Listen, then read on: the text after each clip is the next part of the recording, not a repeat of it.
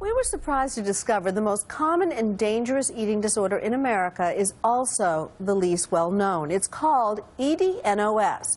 More deadly than anorexia or bulimia, it affects millions of people, primarily women across the country, yet remains tragically under the radar. Tonight, we're pulling back the curtain thanks to two young women who allowed me this intimate look inside their most private battles. Taylor says she wants to like herself. Looking at myself, I don't like the way I look at all.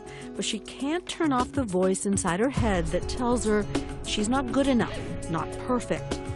It's hard to distinguish sometimes what's Ed talking and what's Taylor talking. Ed, ED, her nickname for her eating disorder. They were like, okay, you have EDNOS, and I was like, well, what is that?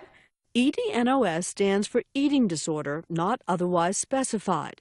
It encompasses a wide variety of behaviors included in anorexia and bulimia, including binging, purging, restricting, and overexercising. But in EDNOS, sufferers often don't meet the highly defined criteria for those diagnoses, which doesn't mean they aren't truly sick.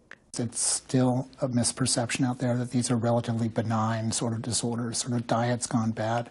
These are life-threatening, serious illnesses. They have the highest mortality rate of any psychiatric diagnosis. Not only that, a vast number of people, at least 12 million, mostly women, have the illness. Women like Taylor. Taylor's eating disorder began 8 years ago when she was 12, though the pressure to be thin started long before that. I remember once when I was 6, I went to the doctor asking why my thighs were bigger than my friends. She had been secretly binging, purging, and restricting all through high school, keeping up on her dance team, but feeling fat. Have you ever liked the way you look? No, not that I ever remember. It wasn't that Taylor was losing too much weight. It's that Taylor was on a roller coaster, eating too much or too little, and destroying her health in the process. When we have lunch, I just throw it away. Then when my parents started noticing, I kind of switched my symptom use a little bit to more like the binging, purging. Didn't they hear you throwing up? I would only do it when they weren't here. But it was when she got to college things really went into crisis mode.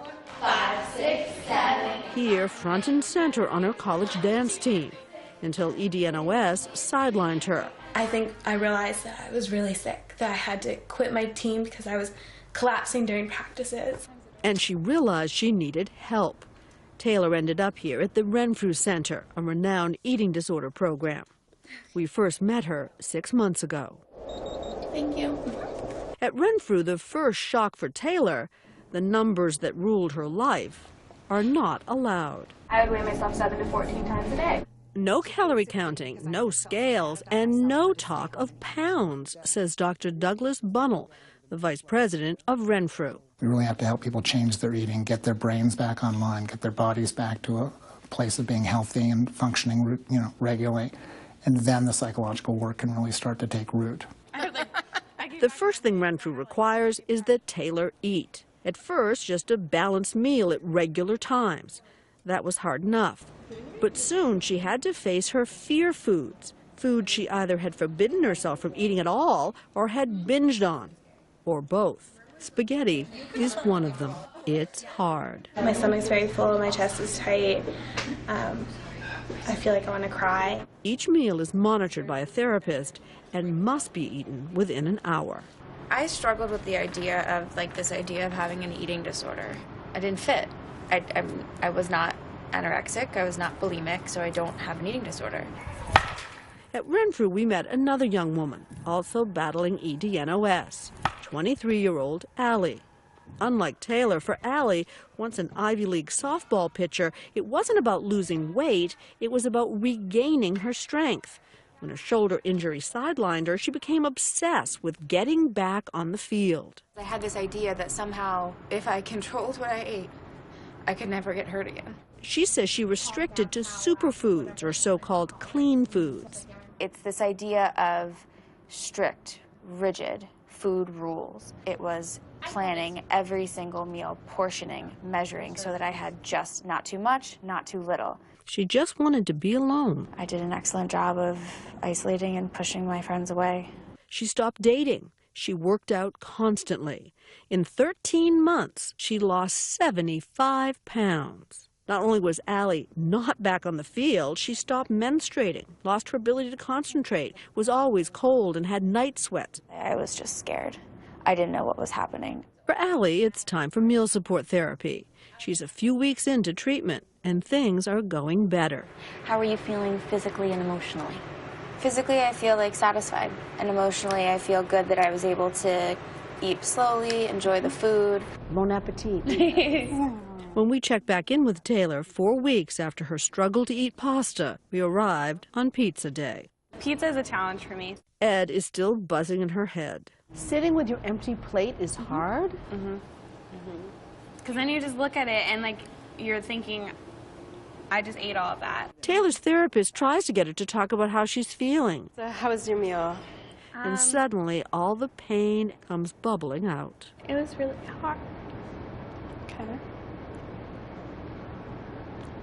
The last time I ate pizza, I tried it at home, I think this whole summer only a couple times, but had panic attacks.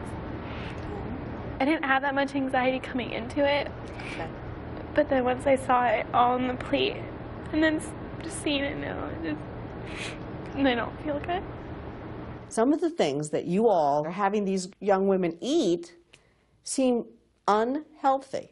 Chinese food, fast food even, pizza. Our goal is not to have them choose to eat pizza in perpetuity. Our goal is to help them learn the skills they can use to deal with challenging situations and generalize from that. After months of treatment, both Allie and Taylor graduate from the Renfrew program, which does not mean life is easy.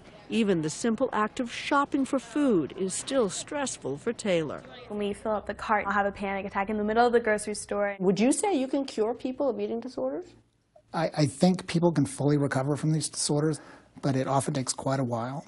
The actual recovery rates at the end of the treatment are somewhere between 50 and 60%, and that's a little generous.